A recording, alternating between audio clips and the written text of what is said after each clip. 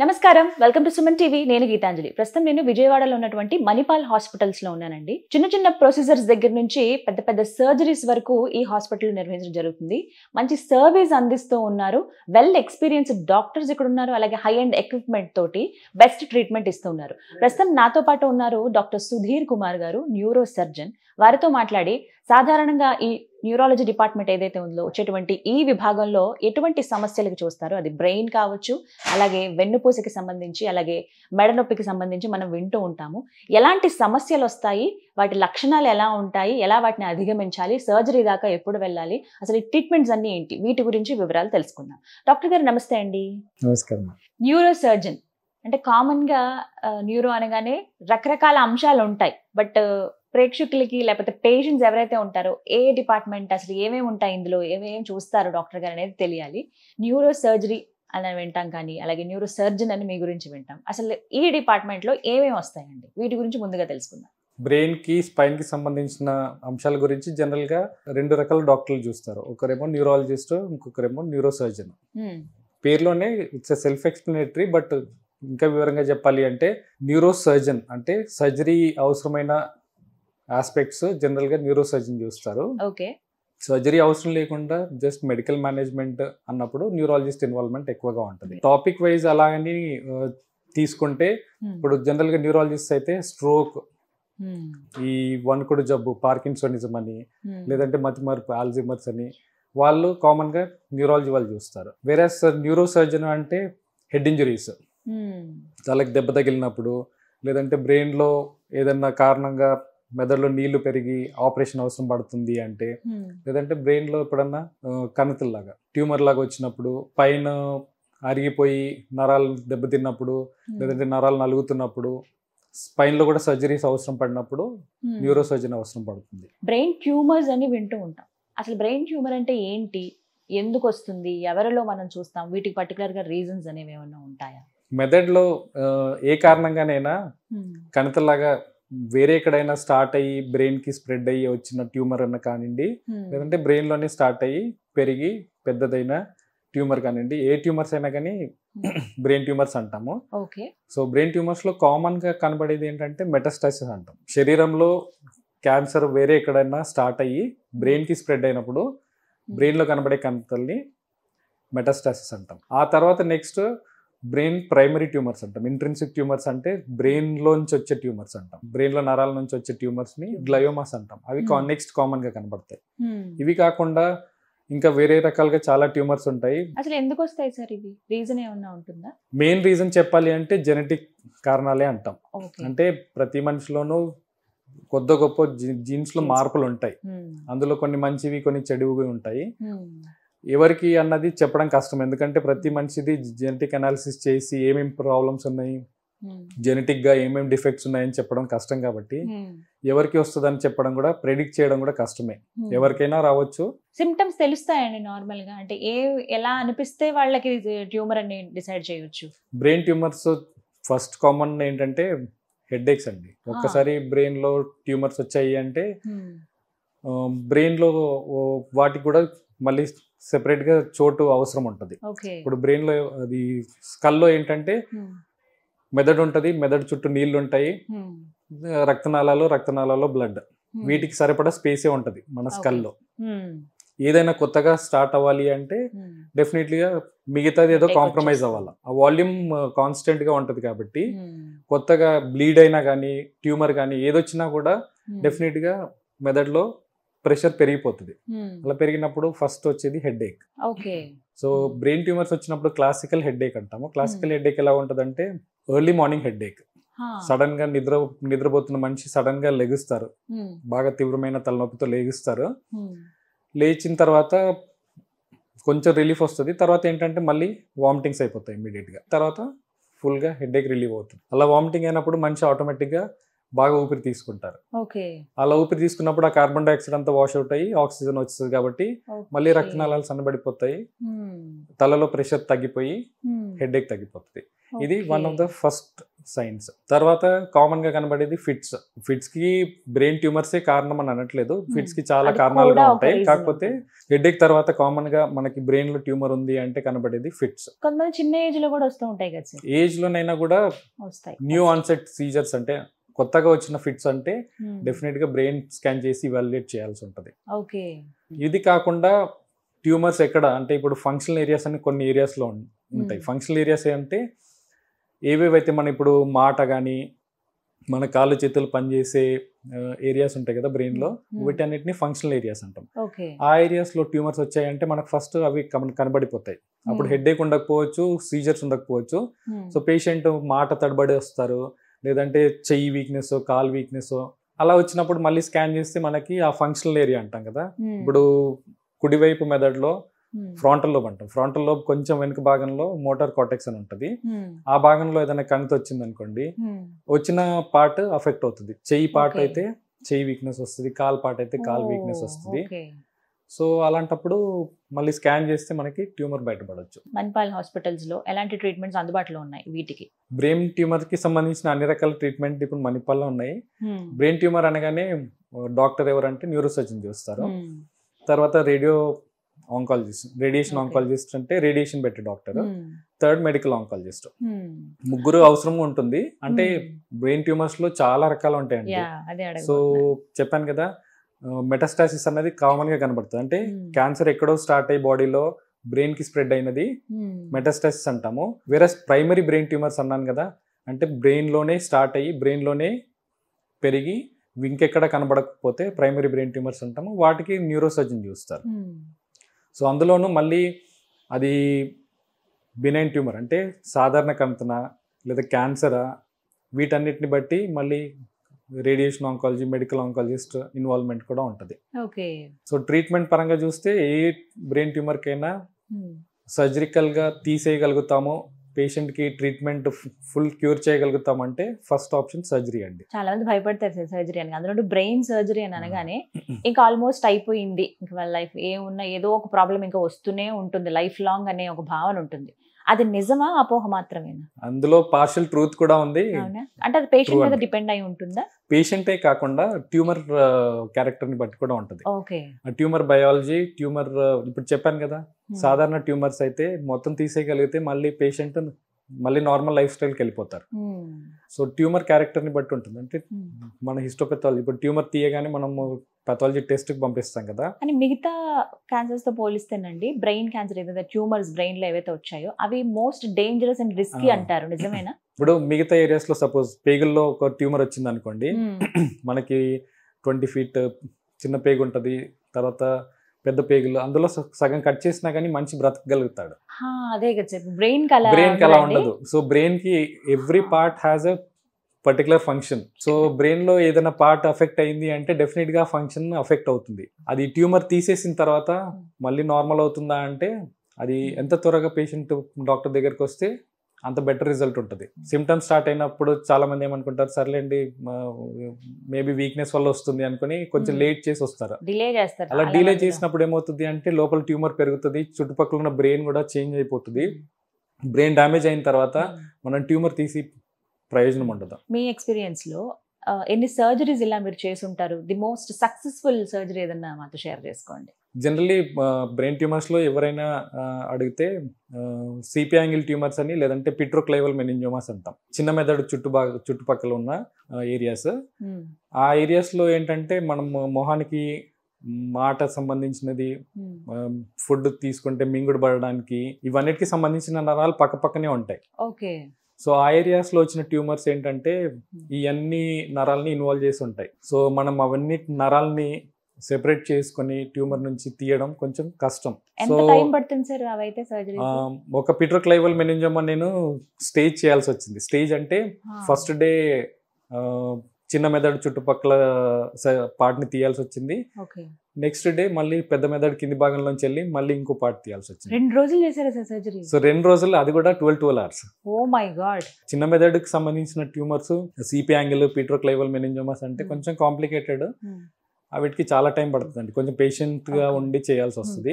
కొన్ని విన్నాను సార్, కొన్ని పేషెంట్ కాన్షియస్ లో ఉంటారు, కొన్ని అవే కాన్షియస్ క్రేనియోటమీస్. క్రేనియోటమీస్ లో అవే క్రేనియోటమీస్ అంటాము. ఇప్పుడు చెప్పాను కదా మీకు ఫంక్షనల్ ఏరియాస్ అన్న కాన్సెప్ట్. ఏ పార్ట్ లో అయితే మనము సేఫ్ గా తీయగలుగుతాము, కాకపోతే తీసినప్పుడు మనకి పేషెంట్ లో లోపం కనబడకూడదు అని అనుకుంటే పేషెంట్ ని అవైగ్గా ఉంచుతాం. అంటే ఇప్పుడు పేషెంట్ ని మొత్తం మత్తివ్వకుండా జస్ట్ స్కాల్ప్ వరకు ఎక్కడెక్కడైతే మనం కోస్తున్నామో అక్కడ వరకు మత్తిచ్చేసి పేషెంట్ ఫుల్ గా కాన్షియస్ ఉంచి మాట్లాడుతూ ఉంటారు, చెయ్యి కాళ్ళు కదుపుతూ ఉంటారు.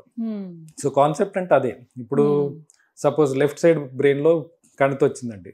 సో లెఫ్ట్ సైడ్ బ్రెయిన్ లో కణితి వచ్చినప్పుడు జనరల్ గా మేము ఏమనుకుంటామంటే మాట ఒకటి చెక్ చేయాల్సి ఉంటుంది, రైట్ సైడ్ చెయ్యి కాలు కదుపుతున్నారా అన్నది చెక్ చేయాల్సి ఉంటుంది. So left side brain surgery మనం ప్లాన్ చేసామనుకోండి, పేషెంట్ ని ఫుల్ గా కాన్షియస్ గా ఉంచి సర్జరీ చేస్తూ ఉండగానే పేషెంట్ ని మాట్లాడిస్తూ ఉంటాము.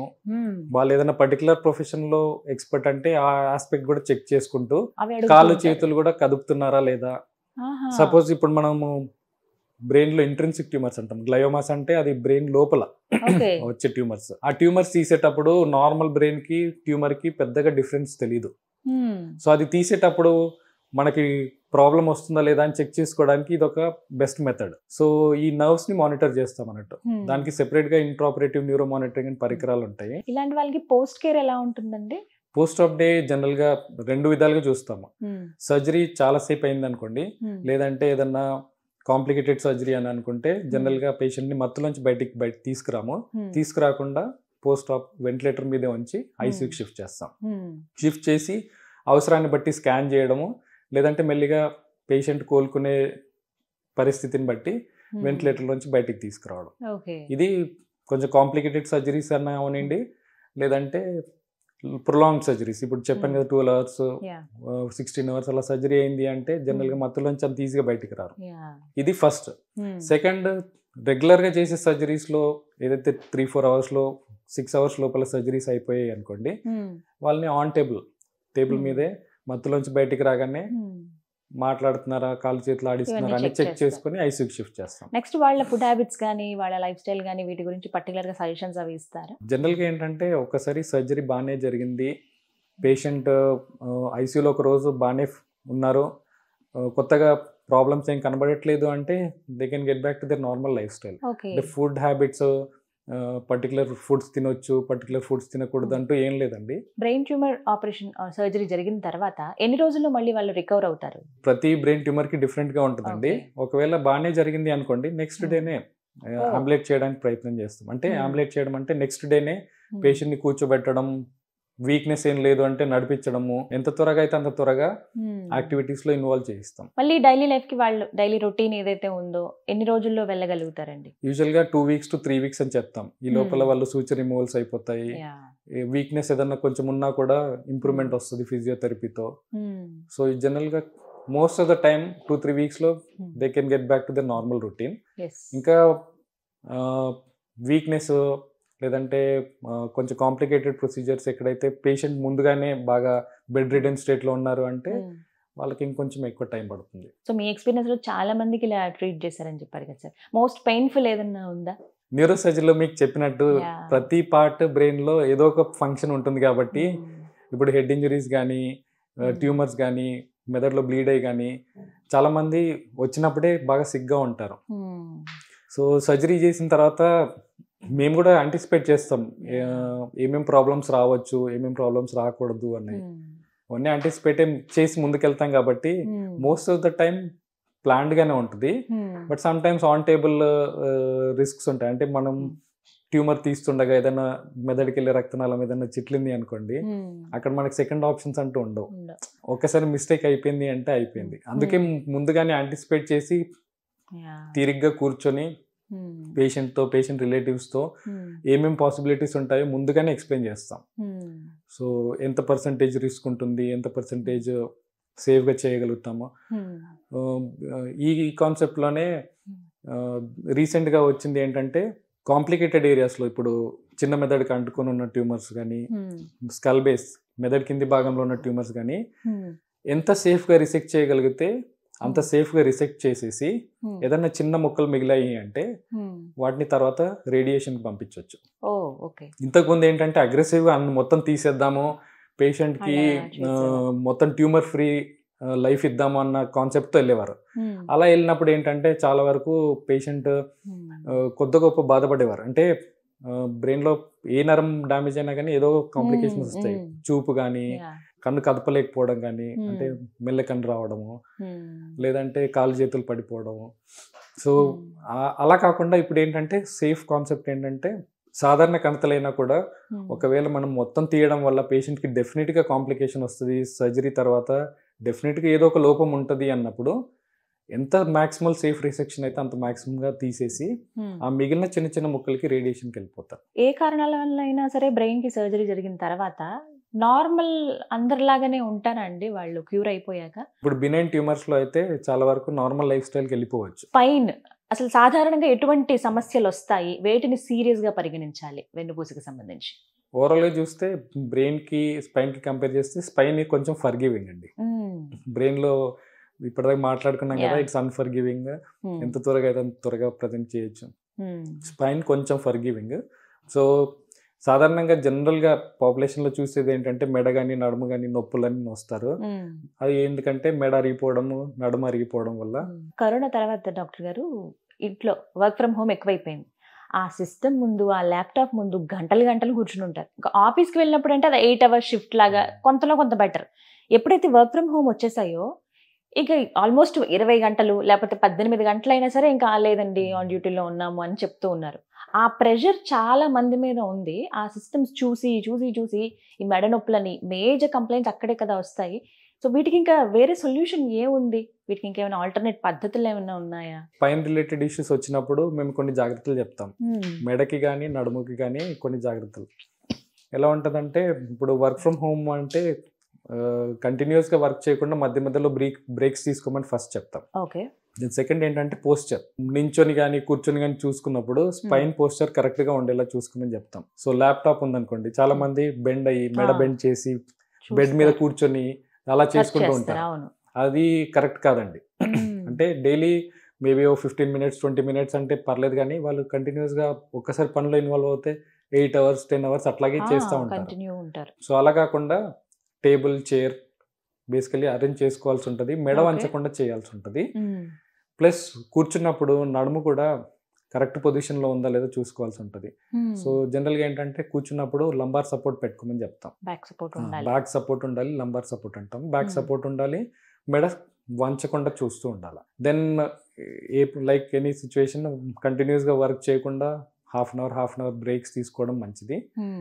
సెకండ్ ఆస్పెక్ట్ ఏంటంటే వైటమిన్ డి డెఫిషియన్సీ బాగా కామన్గా కనబడుతుంది. ఈ ఎండకి అసలు ఎక్కడ తగులుతున్నాం అండి అని అంటే ఆఫీస్లో ఆ సెంట్రలైజ్డ్ ఏసీలో కూర్చొని వర్క్ చేస్తున్నాం అంటే ఈ ఎండ చూసి కొన్ని రోజులు అవుతుంది అనే వాళ్ళని చాలా మంది నేను గమనించాను.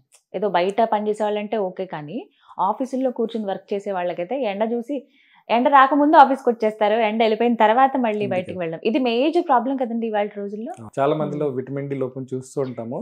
ఈజీ సప్లిమెంట్స్ ఫార్మసీలో అవైలబుల్ ఉన్నాయి కాబట్టి ఎవ్రీ 6 months ఒకవేళ మనకి సన్లైట్ ఎక్స్పోజర్ అంత బాగాలేదు, ఎండలోకి ఎక్కువగా వెళ్ళట్లేదు అంటే సప్లిమెంట్స్ తీసుకోవచ్చండి. ఎందుకంటే మన డయట్లో విటమిన్ డి అసలు రావడం కష్టం కదండి. ఎంతో తీసుకుంటేనే కొంచెం అందుతుంది మనకి. అంటే డయట్ లో సిట్రస్ ఫ్రూట్స్ లో తప్ప మిగతా డయట్ లో పెద్దగా వైటమిన్ డి కనబడదు. అది మన స్కిన్ లోనే వస్తుంది, సన్లైట్ తగలగానే మన స్కిన్ లోనే ప్రొడ్యూస్ అవుతుంది. సో అలాంటప్పుడు డైటరీ సప్లిమెంట్స్ ఉన్నాయండి వైటమిన్ డి. అంటే ఏ టైం ఎండ్ అనేది పర్ఫెక్ట్ విటమిన్ డి కోసం అంటారు? జనరల్ గా మన రీజన్ లో చూస్తే ఆఫ్టర్నూన్ ఆ ఎండ టాలరేట్ చేయలేము అసలు. ఆ ఎండ టాలరేట్ చేయగలిగితే 10-15 minutes చాలు మనకి మధ్యాహ్నం టైంలో. ఈ జనరల్ గా మార్నింగ్ టైం లేదంటే ఈవినింగ్ టైం అయితే హాఫ్ అన్ అవర్ బెటర్ అంటాం.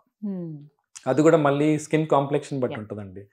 ఫేర్ గా ఉన్న వాళ్ళకి తక్కువ ఎండ అయినా సరిపోతుంది, కొంచెం డార్క్ గా ఉంటే ప్రొలాంగ్డ్ ఎక్స్పోజర్ మంచిది. సో అలాంటి వాళ్ళు ఎండలో కూర్చోవాలి, ఎంతో కొంత టైం అయితే స్పెండ్ చేయాలి. అందరికీ ఎండ తగలవు. సో ఎండ తగలట్లేదంటే ఈజీ సొల్యూషన్స్ ఉన్నాయి, vitamin D supplementation. But anyway natural vitamin D అన్నది న్యాచురలే. సో ఎండ తగలగలిగితే అదే బెటర్ ఆప్షన్ అని చెప్తాను. సో ఇంకా ఏం రీజన్స్ ఉంటాయండి నడుము నొప్పి రావడానికి? వీటికి మెయిన్ కారణాలు ఏంటంటే డిస్క్ బయటకు వచ్చి నరాలు నలగడము, లేదంటే నడుములో ఎముక జారిపోవడము, ఇంకా కొంచెం రేర్ కాజెస్ చూస్తే ట్యూమర్స్ ఉంటాయి, ఇన్ఫెక్షన్స్. సో ఏ కారణాలైనా కూడా ఇలా నొప్పులు మొదలైనప్పుడు అజాగ్రత్త చేయకుండా న్యూరోసర్జన్ కన్సల్ట్ అయ్యి ఒకవేళ షార్ట్ పీరియడ్ అయితే మనం మెడిసిన్స్ అది ఇచ్చి ట్రై చేయొచ్చు. ప్రొలాంగ్ డ్యూరేషన్ అయితే స్కాన్ చేసి ఇవాల్యుయేట్ చేయడం బెటర్. ఎన్ని రోజుల వరకు నడు నొప్పి కానీ మెడ నొప్పి కానీ వస్తుంటే డాక్టర్ని కన్సల్ట్ చేయాలండి? అందులో ఫిక్స్డ్ వాల్యూస్ అంటే ఏం లేవండి. ఏ పెయిన్ అయినా కూడా మీకు డే టు డే యాక్టివిటీస్ని చేయకుండా మిమ్మల్ని ఇబ్బంది పెడుతుందో ఆ పెయిన్ని కన్సిడర్ చేసి న్యూరోసర్జన్ కన్సల్ట్ అవ్వడం బెటర్. ఎలాగంటే ఇప్పుడు క్రానిక్ పెయిన్ 2-3 వీక్స్ దాటి పెయిన్ తగ్గట్లేదు, పెయిన్ కిల్లర్స్ వేసుకున్నా కానీ పెయిన్ తగ్గట్లేదు, లేదంటే రికరెంట్గా పెయిన్ వచ్చింది మళ్ళీ 3-4 వీక్స్ తర్వాత మళ్ళీ అది అలాగే సేమ్ ప్యాటర్న్లో పెయిన్ వస్తుంది, మళ్ళీ 3-4 మంత్స్ తర్వాత మళ్ళీ అలాగే సేమ్ ప్యాటర్న్ వస్తుంది, అంటే రికరెంట్గా పెయిన్ వచ్చినా కూడా సిగ్నిఫికెంటే అన్నట్టు. ప్రస్తుతం మణిపాల్ హాస్పిటల్స్లో ఎలాంటి ట్రీట్మెంట్స్ అందుబాటులో ఉన్నాయండి నడువు నొప్పి మెడ నొప్పితో బాధపడే వాళ్ళకి? అన్ని రకాల ట్రీట్మెంట్స్ అవైలబుల్ ఉన్నాయి మేడం. ఓకే. స్పైన్ మేము జనరల్గా ఏంటంటే స్పైన్ ఎక్కడ స్టార్ట్ అవుతుంది అంటే సివి జంక్షన్ అంటాం. ఓకే. అక్కడ నుంచి తీసుకొని కింద శేఖరం అంటాం లాస్ట్, అక్కడ వరకు ఏ ఇబ్బందులు వచ్చినా కానీ మణిపాల్లో we have facility to treat them. పర్టికులర్గా ఈ ఏజ్ అంటూ ఏమన్నా ఉందా అండి మెడ నొప్పి? Age is a factor. Age అండి, ఏజ్ పెరిగే కొద్దీ అందరికీ మెడలో నడుములో 60 దాటింది అంటే కొద్ది గొప్ప అందరికీ అరుగుతాయి కాబట్టి అందరికీ పెయిన్స్ వస్తూనే ఉంటాయి. ఇప్పుడు మీరు చెప్పినట్టు సెడెంటరీ లైఫ్ స్టైల్ పెరిగిన నుంచి ఈవెన్ 15-year-old లో కూడా మేము డిస్క్ సర్జరీలు చేసిన ఇన్సిడెంట్స్ ఉన్నాయి. సో ఏజ్ అన్నది ఒకప్పుడు ఫ్యాక్టర్ ఉండింది, ఇప్పుడు కూడా it's important factor. But sedentary life style plus ఈ ఐటీ ప్రొఫెషనల్స్ లో చిన్న చిన్న ఏజ్ లో కూడా మేము అన్ని ప్రాబ్లమ్స్ చూస్తున్నాం. మెడికల్ ఫీల్డ్ లో చాలా రెవల్యూషన్స్ మనం చూస్తున్నాము. ఇప్పుడు వీటికి సంబంధించి ఏమైనా అడ్వాన్స్డ్ ట్రీట్మెంట్స్ అందుబాటులో ఉన్నాయండి? ఉన్నాయండి. ఇప్పుడు స్పైన్ ఒకప్పుడు ఓన్లీ ఓపెన్ సర్జరీస్ అయ్యేవి, మెల్లిమెల్లిగా మైక్రోస్కోపిక్ షిఫ్ట్ అయ్యాము, ఇప్పుడు ఎండోస్కోపీ కూడా వస్తుంది. సో ఓవరాల్ గా చూస్తే ఇన్సిషన్ సైజ్ తగ్గుతూ పోతుంది, లోపల చేసే విధానం కూడా మారిపోతుంది. కొన్ని ఏంటంటే ఇంజెక్షన్స్ ద్వారా ట్రీట్ చేస్తామని చాలా హాస్పిటల్స్ అండ్ క్లినిక్స్ మనం చూస్తున్నాం కదా, వాటికి ఇప్పుడు మనం చేస్తున్నటువంటి మణిపాల్ హాస్పిటల్లో జరుగుతున్నటువంటి ట్రీట్మెంట్ కి డిఫరెన్స్ చెప్పండి. డిఫరెన్స్ అంటూ ఏముండదు మేడం, ఇండికేషన్స్ అన్ని సెపరేట్ గా ఉంటాయి. ఇప్పుడు ఒక పేషెంట్ ఒక ఇబ్బందితో వచ్చారు అంటే ఫస్ట్ ట్రయల్ ఏంటంటే ఎంఆర్ఐ స్కాన్ చేసి ఇవాల్యుయేట్ చేస్తాం ఎంత ప్రాబ్లం ఉందని. ఆ ప్రాబ్లమ్ ఇవాల్యుయేట్ చేసిన తర్వాత ప్రాబ్లమ్ని బట్టి ఏ దాంట్లో ఏ ట్రీట్మెంట్ ఇస్తే బాగుంటుందని ఫస్ట్ కేటగరైజ్ చేస్తాం. ఇప్పుడు చిన్న ప్రాబ్లం అయినా అనుకోండి, మెడిసిన్స్ కొంచెం లైఫ్ స్టైల్ మోడిఫికేషన్, చిన్న చిన్న జాగ్రత్తలు, నడుము వంచకుండా, బరువులు మోయకుండా ఇలా లైఫ్ స్టైల్ మార్చుకుంటే తగ్గిపోతుందని చెప్తాం. సో ఇలా తగ్గిపోయినప్పుడు ఫిజియోథెరపీ కూడా ఇంకో ఆస్పెక్ట్ ఉంటుంది, ఫిజియోథెరపీ యాడ్ చేస్తాం. సో ఫిజియోథెరపీలో పెయిన్ తగ్గించడానికి మార్గాలు ఉంటాయి, పెయిన్ తగ్గిన తర్వాత మళ్ళీ నడుము నొప్పులు తిరిగి రాకుండా ఉండడానికి ఎక్సర్సైజెస్ అలా ఉంటాయి. సో ఇది ఫస్ట్ కేటగిరీ. సెకండ్ కేటగిరీ ఏంటంటే ఇంకా ఈ మెడిసిన్స్ ఫిజియోథెరపీ ఇదన్నీ ట్రై చేసినా కూడా వాళ్ళకి ఇబ్బంది తగ్గట్లేదు అంటే దెన్ నెక్స్ట్ 2 కేటగిరీస్లో ఎక్కడికి వెళ్ళాలి అంటే ఇంజెక్షన్స్ ఇస్తే తగ్గిపోతుందా, లేదా ఇంజెక్షన్ కాకుండా ఇంజెక్షన్స్ ఇచ్చినా తగ్గే పేషెంట్ కాదు అనుకుంటే దెన్ సర్జికల్ గా ఆప్షన్స్ ఉంటాయి. వచ్చిన ప్రతి పేషెంట్ ని ఇలా కేటగరైజ్ చేసి బేసికలీ ఏంటంటే ఇనిషియల్ ఇవాల్యుయేషన్, ఇనిషియల్ గా ఎంఆర్ఐ సిటీ ఏదో అవసరమైతే ఆ స్కాన్ చేసి దాన్ని బట్టి మెడికల్ మేనేజ్మెంటా, ఇంజెక్షన్స్ ఇచ్చి నయం చేయడమా, లేక సర్జికల్ అవి డిసైడ్ చేస్తారు. సో అన్ని రకాలుగా ట్రీట్మెంట్ మణిపాల్లో అవైలబుల్ ఉంది కాబట్టి ఇక్కడికి వచ్చిన పేషెంట్ మెడికల్ మేనేజ్మెంట్ ఒకవేళ సక్సీడ్ అవ్వలేదు అనుకోండి, అన్సక్సెస్ఫుల్ అవుతే నెక్స్ట్ ఇంజెక్షన్స్ కి వెళ్ళొచ్చు. వీళ్ళు ఇంజెక్షన్స్ వల్ల కూడా తగ్గట్లేదు అంటే నెక్స్ట్ సర్జరీస్. ఒక perfect treatment and best solution అయితే ఇక్కడ అందుబాటులో ఉంటుంది. So what are your final words? అంటే ఒక హెల్త్ మెయింటైన్ చేయాలి, హెల్తీగా ఉండాలి మనిషి అంటే, ఈ మెడ నొప్పి కానీ నడువు నొప్పి కానీ బ్రెయిన్కి సంబంధించి ఎలాంటి ఇష్యూస్ రాకుండా ఉండాలంటే ఆ లైఫ్ స్టైల్ అనేది ఎలా ఉండాలో 2 ముక్కల్లో చెప్పండి సార్. అందరూ హెల్త్ కాన్షియస్ అయ్యారు కోవిడ్ తర్వాత, అవేర్నెస్ బాగా పెరిగింది. సో అందరూ ఇంకా ఫుడ్ గురించి 2 సార్లు ఆలోచించి తింటున్నారు. సో ఫ్రెష్ వెజిటేబుల్స్, ఫ్రూట్స్ మీద ఎక్కువ కాన్సన్ట్రేట్ చేస్తున్నారు. Like always meet products limit చేసుకొని ఫ్రెష్ వెజిటేబుల్స్, ఫ్రూట్స్ ఇవి మెయిన్ కాంపోనెంట్ అవుతే డైట్ వైజ్ మనం సేఫ్ గా ఉన్నట్టు. ఇది కాకుండా సెడెంటరీ లైఫ్ స్టైల్ ఇప్పుడు బాగా అలవాటు అయిపోతుంది. ఐటీ ప్రొఫెషన్స్ లో వాళ్ళకి ఇంకా కంపల్సరీ కాబట్టి చేయాల్సి వస్తుంది. అది కాకుండా మిగతా ప్రొఫెషన్స్ లో కూడా ఇప్పుడు మనకు కొంచెం ఫ్రీ టైం ఉంది అంటే ఇంతకు ముందు ఏం చేసేవాళ్ళము, సరే అలా మాట్లాడొద్దాము లేదంటే ఫ్రెండ్స్ ని కలిసి వద్దామని బయట వెళ్ళేవాళ్ళు. ఇప్పుడు ఏంటంటే ఫోన్ వచ్చేసింది Yes. కాబట్టి అదే మన phone- ఫ్రెండ్స్ ఆ, ఫోనే ఇప్పుడు అదే ఫ్రెండ్ మన ఫ్రెండ్ అయిపోయింది కాబట్టి కంటిన్యూస్ గా ఫోన్ కూర్చొని మాట్లాడుతున్నాం. ఫోన్ లో మాట్లాడడము, రీల్స్ చూసుకోవడము. సో ఇది కొంచెం తగ్గించాల్సి ఉంటుంది. దెన్ థర్డ్ మీకు చెప్పాను కదా vitamin D deficiency. Vitamin D deficiency వల్ల బోన్ మీద ఎఫెక్ట్ కాదు, ఇంకా చాలా సిస్టమ్స్ మీద కూడా ఎఫెక్ట్ ఉంటుంది. Like vitamin D deficiency depression కి కూడా కారణం అవ్వచ్చు. సో ఇలా చాలా రీజన్స్ ఉన్నాయి. Vitamin D deficiency Okay. వల్ల మిగతా పార్ట్స్ మీద కూడా ఎఫెక్ట్ ఉంటుంది కాబట్టి కొంచెం sunlight exposure on a daily basis చాలా ఇంపార్టెంట్. ఫైనల్గా ఎక్సర్సైజ్ అంటే బాడీకి తగ్గట్టుగా, ఏజ్కి తగ్గట్టుగా అందరూ జిమ్కి వెళ్ళాల్సిన అవసరం లేదు. సింపుల్ వాకింగ్, లేదంటే రన్నింగ్, లేదంటే స్విమ్మింగ్, ఏదైనా స్పోర్ట్ యాక్టివిటీ ముందు నుంచే మీరు అలవాటు అయ్యి ఉంటే ఆ స్పోర్ట్ యాక్టివిటీ, లేదంటే సింపుల్ వాకింగ్. రకరకాల హాస్పిటల్స్ చూస్తున్నాము, అన్ని ట్రీట్మెంట్స్ ఇక్కడ అందిస్తామని చెప్పి ఇలా చాలా హాస్పిటల్స్ పేరు పొందని మనం చూస్తాం. బట్ అవన్నీ కాకుండా ఎందుకు మణిపాల్ హాస్పిటల్స్ కి రావాలి, ఇక్కడ అందించేటువంటి ఆ ప్రత్యేకమైన ట్రీట్మెంట్ ఏంటి? మణిపాల్కి ఒక పేషెంట్ ఒకసారి వచ్చారు అంటే అన్ని డిపార్ట్మెంట్స్కి సంబంధించిన డాక్టర్స్ ఇక్కడ ఉన్నారు కాబట్టి ఇంకొక చోటుకి వెళ్ళాల్సిన అవసరం లేకుండా మొత్తం ట్రీట్మెంట్ పేషెంట్ లోపలికి వచ్చి బయటకు వెళ్ళిన లోపల అన్ని డిపార్ట్మెంట్స్ అంటే అవసరమైన ఏ ప్రాబ్లమ్స్ ఉన్నాయి వాటికి సంబంధించిన అందరు డాక్టర్స్ ఇక్కడ ఉన్నారు కాబట్టి అన్ని డిపార్ట్మెంట్స్ని కలిసి ట్రీట్మెంట్ చేయించుకొని వెళ్ళొచ్చు. ఒకసారి ఇక్కడికి వచ్చారు అంటే ఆయనకు పేషెంట్కి ఉన్న ప్రాబ్లమ్ని బట్టి ఆ పర్టికులర్ డాక్టర్ వచ్చి చూస్తారు. ఆ డాక్టర్కి ఒకవేళ ఇంకొక డాక్టర్ ఇన్వాల్వ్మెంట్ అవసరం ఉంటుంది, ఇంకొక పర్టికులర్ స్పెషాలిటీ డాక్టర్ అవసరం ఉంటుంది, హెల్ప్ అవసరం ఉంటుంది అంటే వెంటనే అవైలబుల్ ఉంటారు. సో ఇప్పుడు ఫర్ ఎగ్జాంపుల్ ఇప్పుడు ఒక హెడ్ ఇంజరీ పేషెంట్ వచ్చారు అంటే బ్రెయిన్ పరంగా మేము న్యూరోసర్జన్స్ చూస్తూ ఉంటాం. ఓకే. హెడ్ ఇంజరీ పేషెంట్ కోమాలో ఉన్నారు అంటే ఆయనకి వెంటిలేటర్ సపోర్ట్ అవసరం ఉంటుంది. వెంటిలేటర్ మేనేజ్ చేయడానికి intensivist, round the clock intensivist available ఉంటారు మణిపాల్ హాస్పిటల్లో. సో న్యూట్రిషన్ మనం ట్యూబ్ ద్వారానే ఇస్తాం కాబట్టి డెఫినెట్గా న్యూట్రిషన్ దెబ్బతింటుంది. సో దానికి సంబంధించిన న్యూట్రిషనిస్ట్ ఉన్నారు.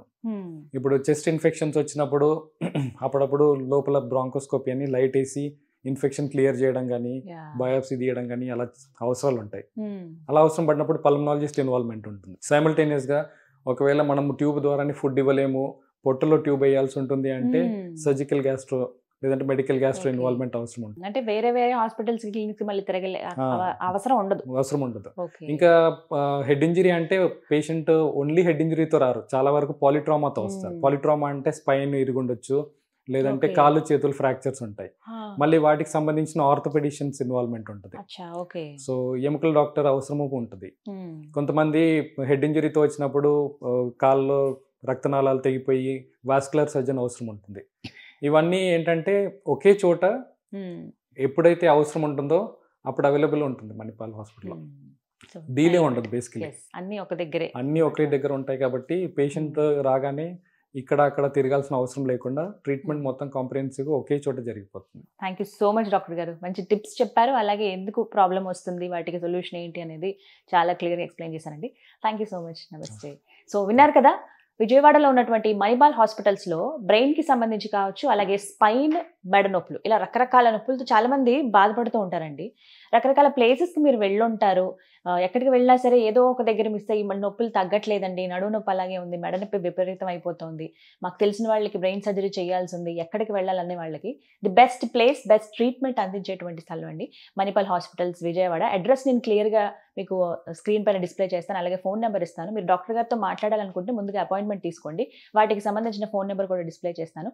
కాల్ చేసి డీటెయిల్స్ కనుక్కొని డాక్టర్ గారిని కలవండి, ది బెస్ట్ ట్రీట్మెంట్ అందుకోండి. ఇది వాళ్ళ వీడియో. నమస్తే.